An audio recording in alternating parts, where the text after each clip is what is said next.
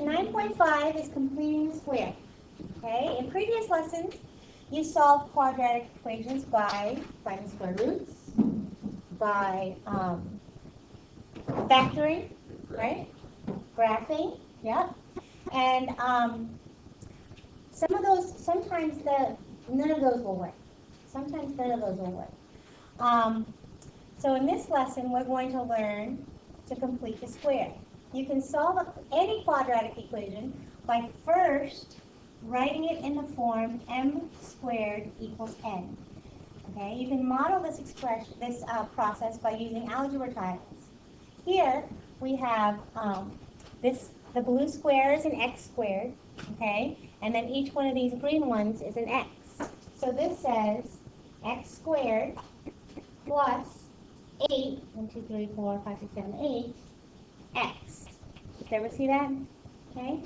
Now, if we rearrange the tiles, okay, if we rearrange the tiles to be in an actual square, okay, we can see that we have the x tiles split in two. The x tiles are split in two. So this b part of the equation is split in two, so we just divided it by 2, right? Now, if I want to complete the space in the square, that's completing the square, right? I can add squares in the rest of the space. And in the rest of the space, there's 1, 2, 3, 4. 1, 2, 3, 4. 4 times 4 is 16. So we added 16 to this picture to complete the square. Does everybody see that?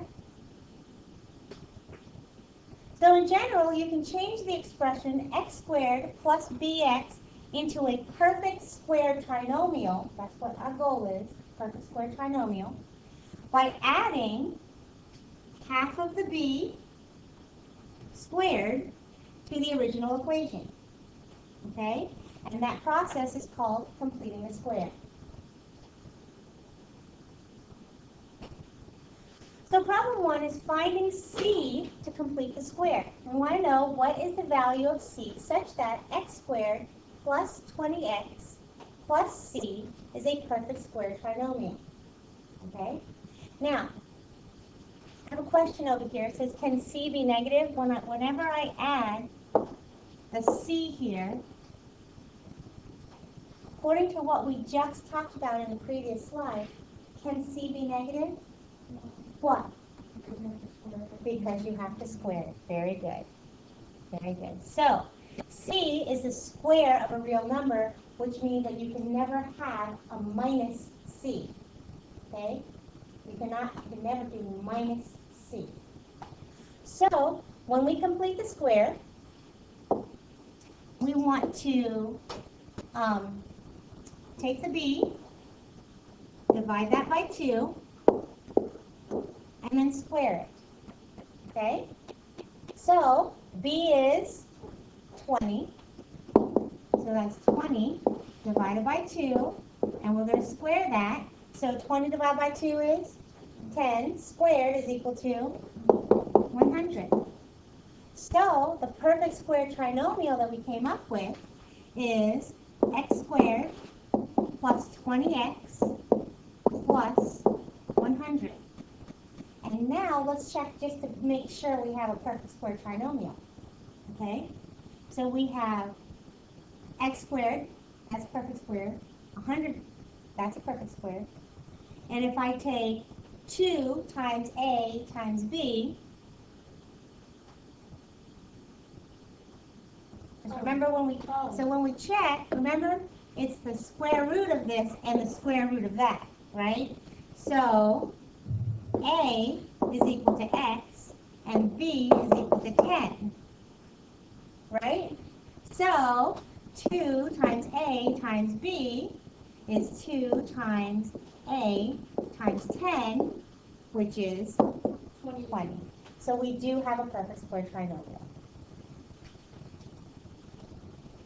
Problem 2 is solving x squared plus bx equals c. So we want to know what are the solutions of t squared minus 6t is equal to 247. All right, so the first thing we need to do when we solve this is we want to complete the square. So we've got t squared minus 6t, and then I like to leave a space here, okay, equals 247. Okay, so when I complete the square, again, we're going to take half of our b, so that's, our b is negative 6, right? So we're going to take half of negative 6, and then we're going to square that. So this is going to be negative 3 squared, which is positive 9, right? So we're going to add 9 over here. And just like with all of our balancing our equations, if I add 9 on one side, I have to add 9 on the other side. Okay? So we end up with t squared minus 6t plus 9 is equal to 256.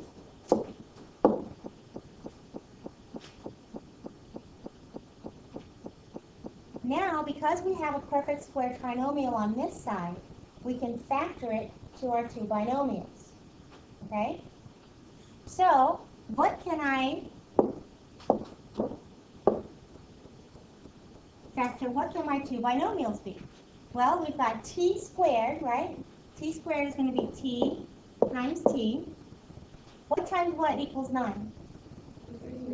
3 times 3 equals 9, right? So we've got 3 times 3. Now, when we add the 3 and the 3, we want to get a negative 6. So that means that both of them have to be negative. Very good. Does everybody see how we just did our x method in our head? Okay? So that is equal to 256. Now, I'm going to write this binomial squared. Okay? Bless you. This is going to be t minus 3 quantity squared is equal to 256. Now, how do I get the t minus 3 by itself?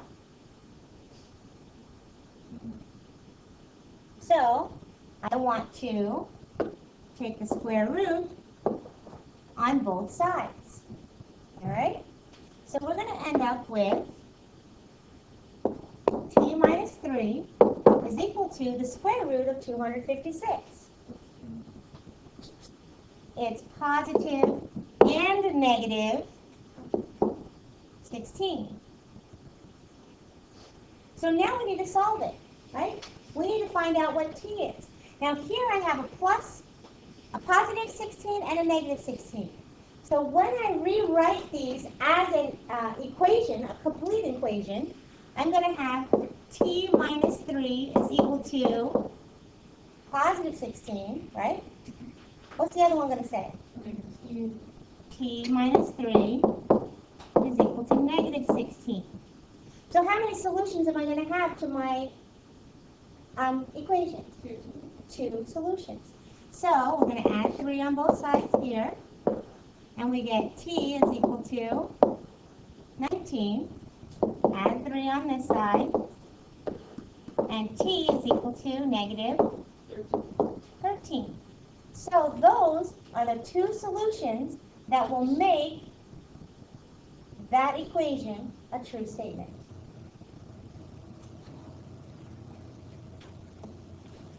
Problem 3 is solving x squared plus bx plus c equals 0.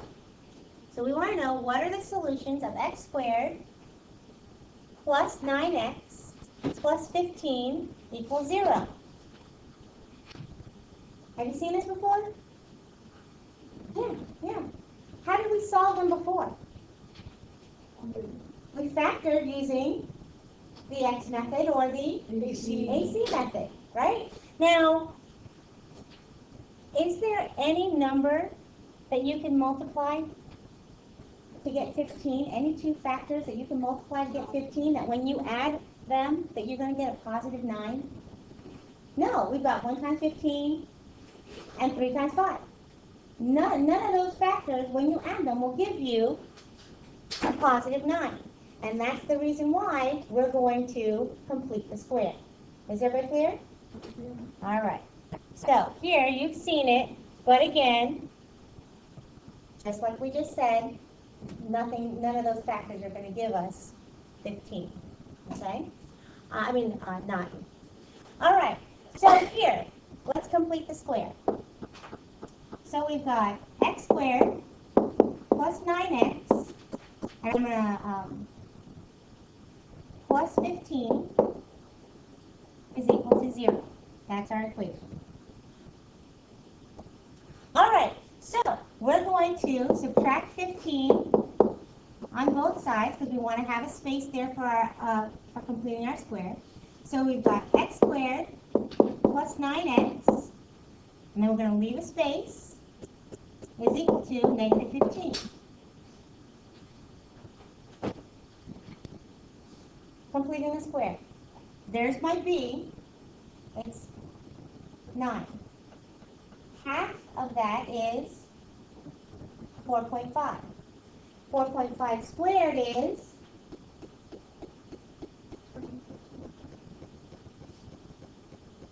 20.25. So if I add 20.25 to one side, I have to add it to the other side.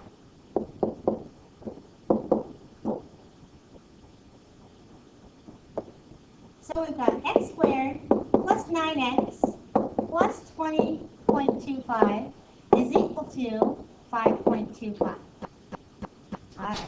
So now we want to factor this. Of course, we're going to end up with some kind of decimals, right? Okay. So we want to factor that.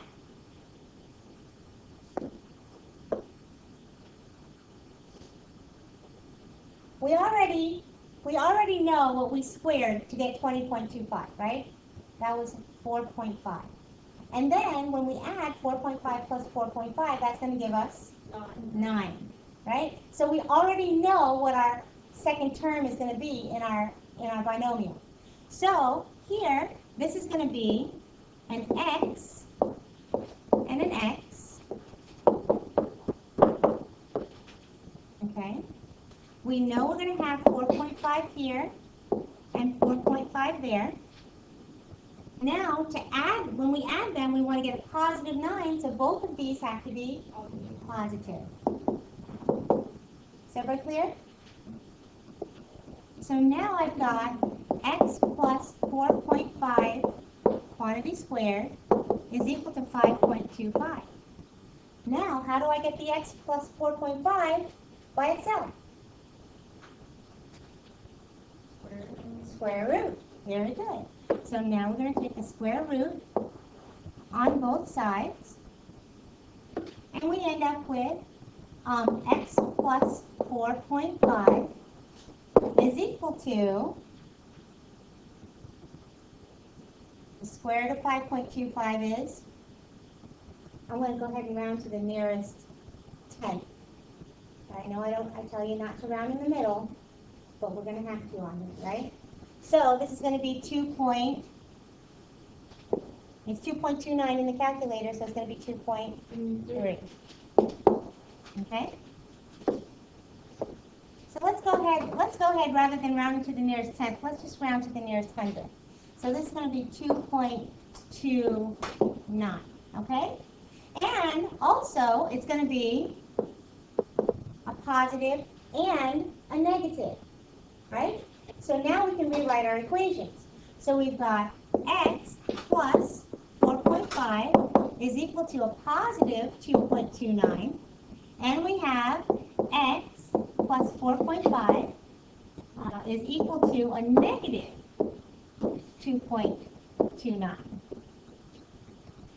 And now you just solve for x. So again, once you solve for your x values, you can see that you've got 2 solutions. Is everybody clear? All right. All right. The method of completing the square works when a is equal to 1 in ax squared plus bx plus c. To solve an equation when a, or the coefficient of the first term, when a is not equal to 1, we have to divide each side by a before completing the square. Okay? So problem 4 is completing the square when a is not equal to 1. You're planting a flower garden consisting of 3 square plots surrounded by a 1-foot border. The total area of the garden and the border is 150 feet squared. What is the side length x of each square plot? Now, when we do this, there are 3 steps, okay?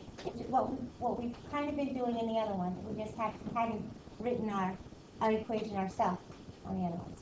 So step 1 is to write an equation that you can use to solve the problem, okay? The second step is then to complete the square, and then step 3 is to solve the equation. So we know that area is equal to length times width, okay? To find our area, we want this whole thing. We want that whole thing. So we've got this 1 foot that's right here. We've got this x, and x. And then we've got another 1 foot over there. Okay? So this whole length here is going to be what? X plus x is 3x plus 1 is 2. Not 2x, just 2, right? So this is going to be 3x plus 2. Is everybody with me? So that's our length. 3x plus 2. Now, our width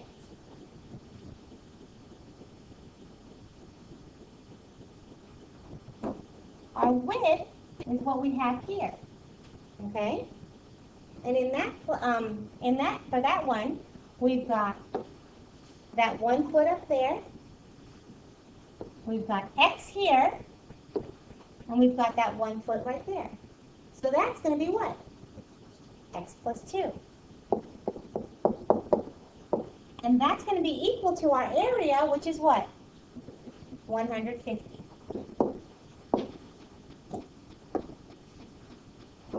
So now we want to get it closer to being looking like a trinomial. So what am I going to do with those binomials? We're going to FOIL it. We're going to FOIL it. Okay? So we've got first, outer, inner, last. Okay? So let's see. First, that's 3x times x. That's 6x squared. Outer is 3x times 2, so that's plus 6x. Inner is 2x, so that's plus 2x. And last is 2 times 2 plus 4, and that's going to be equal to 150. Simplifying more, we've got 6x squared plus 8x plus 4 is equal to 150. Okay, so next up here, so this is going to be 3x times x, which is 3x squared. Gosh darn it. So that's going to be a 3x squared. Did I mess up anywhere else? That's going to be 6x, then 2x plus 4. Okay, so we're good now, right? Okay, good. All right, so now we need to have a space so that we can complete the square, right? So I want to get rid of that 4. So we're going to subtract 4 here, and we'll subtract 4 there. So this is going to give me 3x squared plus 8x is equal to 146. Okay? So here, the coefficient in front of the first term, a, has to be equal to 1. So it can't be 3, so now we're going to divide each term by 3.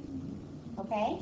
So, divide by 3, divide by 3, divide by 3. Okay? So this is going to give us now x squared plus, and I'm going to write this as 8/3 x is equal to, oops,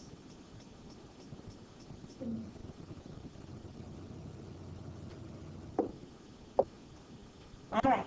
So now that we have a is equal to 1, right? Now we can complete the square, okay? So I'm going to rewrite it and leave us some space. So we have x squared plus 8/3 x, and a little space, is equal to 146/3, 146 thirds. Now, remember, to complete the square, we're going to take the b, 8/3, we're going to divide by 2, right? Which, when I'm dealing with fractions, it means just multiply times 1/2, right? So times 1/2, that's going to give me 4/3. And now that gets squared, okay? So we are going to add 16/9 on this side. If I add 16/9 on this side, I have to add 16/9 on the other side. So, because we squared the 4/3 here to get this 16/9, we already know what our binomial is going to be, okay? Our binomial is going to be x times x there. We know we did 4/3 times 4/3 to get 16/9, right? So this is going to be 4/3 times 4/3. And guess what? When you add them, you get 8/3. So you're going to have plus and plus, right? The only challenging part, which is not even really that challenging, is to add that other side over there. All we need is common denominator, right? So you multiply this times 3 and that times 3. All right. So once we did our common denominators, we have a 438/9 plus 16/9. Okay? So on this side, I'm going to go ahead and write it as the binomial squared, right? So that's going to be x plus 4/3 quantity squared. And then on the other side, so now, to get my x plus 4/3 by itself, we're going to take the square root, okay? So we've got x plus 4/3 on one side, and on the other side we have a plus and a minus. I'm going to go ahead and write it as a decimal now. Okay, so now we wrote it as a plus 7.10 and a minus 7.10. Now we can simplify, solve for x. 1.33 minus 1.33 on this side. Subtract 1.33 on this side and on that side. So our two solutions, x is equal to 7.1 minus 1.33 is 5.77. And then over here, x is equal to a negative 8.43. But we're talking about area. Oh. So which one does not work? Negative 8.43. Very good. This cannot be the answer. Alright, we got to put the units on here, which is feet.